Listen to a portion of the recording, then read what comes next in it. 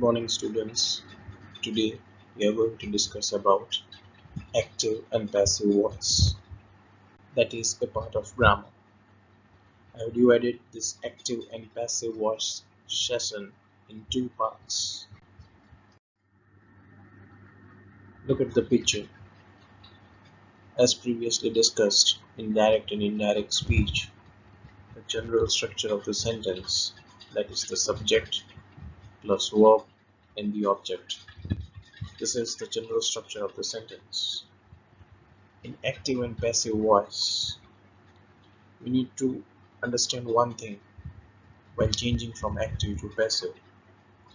When we are changing a sentence from active voice to passive voice, subject becomes the object, object becomes the subject, and the main thing that changes, or the changes that takes place in a sentence, is because of the verb.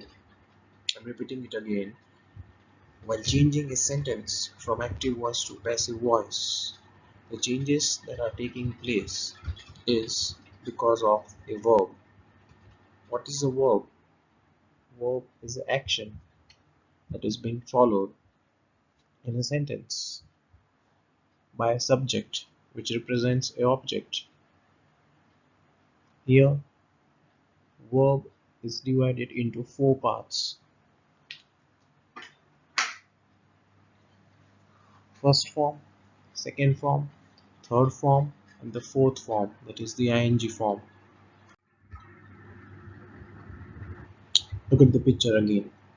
Subject becomes object, object becomes subject. But we need to take small care while changing from subject to object.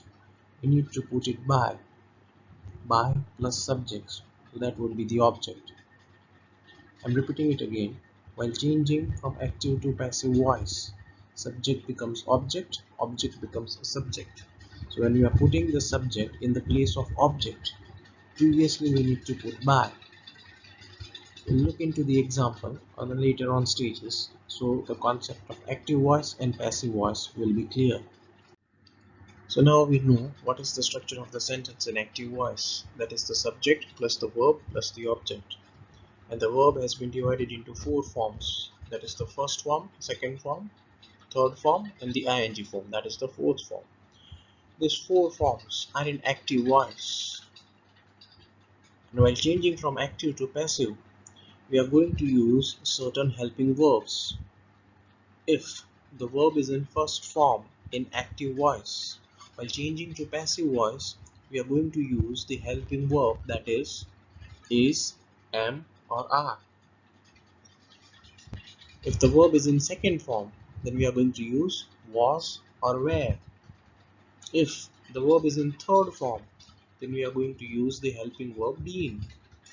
If the verb is in fourth form in active voice, then we are going to use being, B-E-I-N-G, while changing from active to passive. One important note, as previously discussed in direct and indirect speech, there were certain special words: can, could, shall, should, may, might. If these kinds of words that are being used in a sentence, that would be changed to be. We'll look into the example in the later slides, so the concept would be clear. Important note, whenever we change the sentence from active voice to passive voice, the verb will always remain in the third form. I'm repeating it again.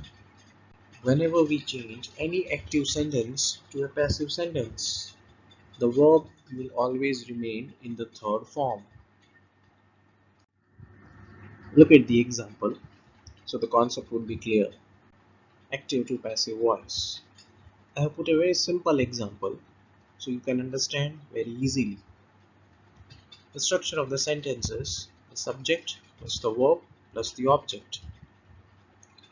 Few important points that we need to take care while changing the sentence from active to passive. That is as per the subjective case and the objective case. Because subject becomes object, he would be changed to him, she would be changed to her, they would be changed to them. I would be changed to me, we would be changed to us, and you will remain you. Look at the example so the concept will be clear. He kicked the ball. Very simple question that I have mentioned. He kicked the ball. Here, he is the subject. Kicked is the verb, and the ball is the object. So as per the rule of grammar, active to passive, subject becomes object and the object becomes subject. And while changing the subject to object, we need to put by. So look at the answer. The ball, that is the object, would be changed to the subject. So the ball comes previously. Talking about the verb, kicked, the most important thing. How will you identify which form it is? Kick, kicked, kicked, and kicking. So here, kicked, second form or third form? Which form? How will you identify?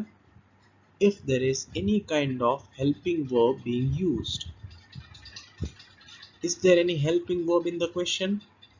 No. So the verb is in the second form, that is kicked. So the answer would be the ball was kicked by him. He becomes him. Subject becomes object. So I'm repeating the answer. The ball was kicked by him. I hope the concept is clear. There are few questions that I have mentioned as in self-exercise activity, so it would make the concept more clear. Thank you.